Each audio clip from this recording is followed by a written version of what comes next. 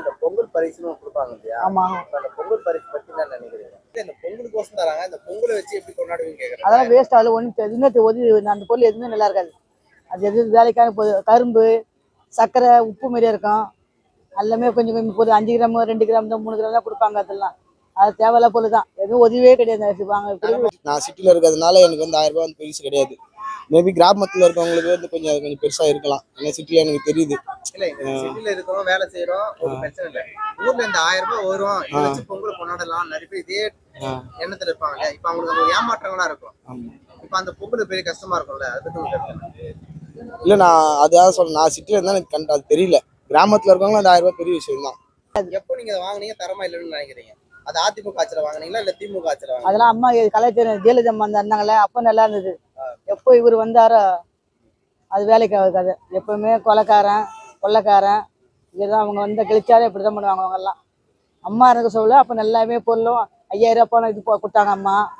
அப்போ எல்லாமே கொடுத்தாங்க. இவங்க வந்து இந்த பொருள் கொடுத்தது எதுவுமே எதுக்கும் தேவைப்படாது. எதுக்கும் தேவைப்படாது. கீழே தான் கொட்டினது. ஆமா, கீழே தான் கொட்டுவாங்க. வாங்கவே போல. நான் வாங்க மாட்டேன். தெரியும். ஒருவேளை காசு கொடுத்தா அது வந்து காசு மட்டும் வாங்கிட்டு பொருள் எதுவும் வாங்க மாட்டேன். வாங்க மாட்டேன். அந்த காசும் இல்ல, பொருள் மட்டும் தான் தராங்க. ஆமா. உங்களுடைய மனநிலை எப்படி இருக்கு? எனக்கு பிடிக்கல.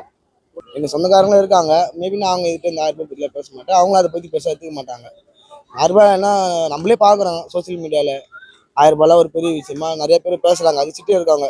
கிராமத்துல இருக்கும் ஒரு சிலர் பேசுறாங்க 1000 ரூபாய் பெரிய விஷயம் அது மாதிரி இருக்கிறாங்க. 1000 ரூபாய் கொடுத்தாலும் கொஞ்சம் சந்தோஷமா செலவு பண்றதுக்கு.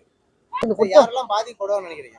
எல்லாம் தான் பாதிக்கப்படுவாங்க. இருக்கப்பட்டவங்க, இல்லாதப்பட்டவங்க எல்லாமே தான் பாதிக்கப்படுவாங்க. இருக்கப்பட்டவங்க பிரச்சனை இல்ல. ஆமா, இல்ல 1000 ரூபாய் வச்சு எதிர்பார்த்துட்டு ஆமா 1000 ரூபாய் தருவாங்க. போன தாடி கொடுத்தாங்களே இந்த தாடி கொடுக்கலன்னு சொல்லிட்டு எதிர்பார்ப்பாங்க. அது எதிர்பார்த்துட்டு பொங்கல் கொண்டாடலாம். ஆமா. அந்த பொங்கலுக்கு வந்து 1000 ரூபாய் இல்ல. அப்ப எவ்வளவு கஷ்டங்கள் இருக்கும்? ரொம்ப கஷ்டம் தான் தம்பி. ரொம்ப கஷ்டம் தான். இல்ல நாங்க வந்து வாங்கவே இல்லை. நாங்க வந்து அந்த மகளிர் உரிமை தொகையும் நாங்க வீட்டுல வாங்கல.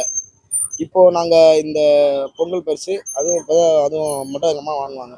அது வீட்டுக்கு டோக்கன் வந்து கொடுத்ததுனால இல்லை அதுவும் நாங்க வாங்க மாட்டோம். இல்ல சொல்லாதே தான் டோக்கன் கொடுத்துறாங்க. இது 12ஆம் தேதி டோக்கன் கொடுத்துறாங்க. 12ஆம் தேதி பொருள் டோக்கன் கொடுத்துறாங்க. சரி காசு கொடுப்பாங்க எதிர்பார்ப்பாங்க. அது இல்லைன்னு சொல்லிட்டு அவங்க சில பேர் கிழிச்சு விட்டு போட்டுறாங்க. ஆமா, கிழிச்சு விட்டு போட்டுறாங்க. கிழிச்சு போட்டுறாங்க. சில பேர் கிழிச்சு நான் கண்ணாதே கிழிச்சு போடுறது கண்ணாலே பார்த்தேன். நான் கிழிச்சு போடுது. அது இந்த காசு இருக்குதான்னு கேட்டா இல்லைன்றாங்க. அதுக்காக எதுக்கு அந்த பொருள் மட்டும் வாங்கி என்ன பொருள்? கரும்பு யார்ட்டு பண்ணுவாங்களா? சர்க்கரை என்ன சர்க்கரையில வெல்லம், அது வந்து மக்கி பண்ண வெல்லம். ஒரு முந்திரி பருப்பு அதெல்லாம் மக்கி பண்ண பொருள் நான் போண்டாடி வாங்கியிருக்கேன். ஆமா ஆமா சொல்றேன்.